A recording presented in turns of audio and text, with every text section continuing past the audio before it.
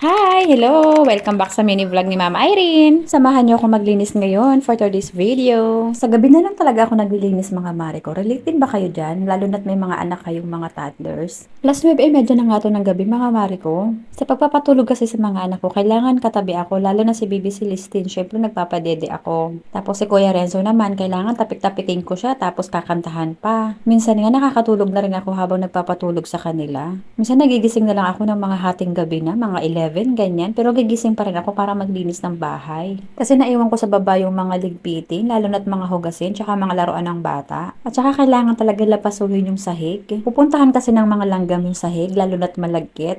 Puro pagkain kasi ng bata ang mga natatapon sa sahig. O di ba? Puro sahig yung narinig nyo. Hehe. Ang sarap din kasi sa feeling na yung pagigising ka sa umaga, malinis yung bahay, maliwalas, ganyan. Yung tipong nagmumuni-muni ka sa labas. Diyos ko, ang ingay naman ng kapitbahay namin.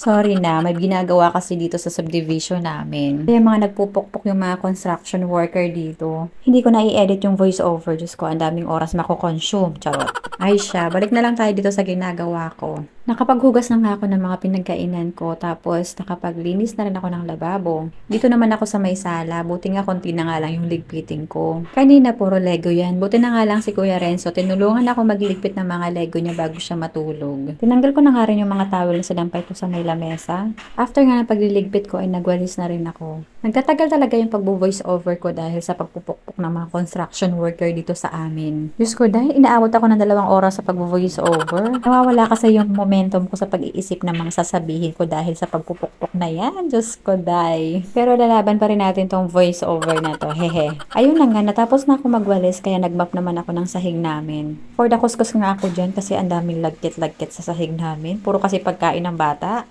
Hindi talaga may iwasan lalo na't may mga toddlers. Pagkatapos naman mahigit 1 oras na paglilinis, ayan na, o diba, maliwalas na ulit. Alas 10:30 na nga ako natapos ng paglilinis, mga mare ko. After ko nga maglinis, gusto ko nga sana manood pa ng K-drama. Kaso mabibitin naman ako kasi hating gabi na. Ang isang episode pa man din, almost 1 hour, diba? Kaya kaysa manood ng K-drama, itutulog ko na lang. Sabi ko, bukas ko na lang panonoorin ulit yung K-drama na pinapanood ko. Tapos gigising na naman ng maaga ang inyong Mama Irene. Syempre, pag nagising yung mga anakish, kailangan gumising ka na rin. At nang maayos na nga dito sa baba, wala nang ligpitin, wala nang kalat. Ayan, papatayin ko na yung ilaw namin. Kasi mahal ang kuryente ngayon. Hehe. Yun muna for today's video. Bye! God bless everyone!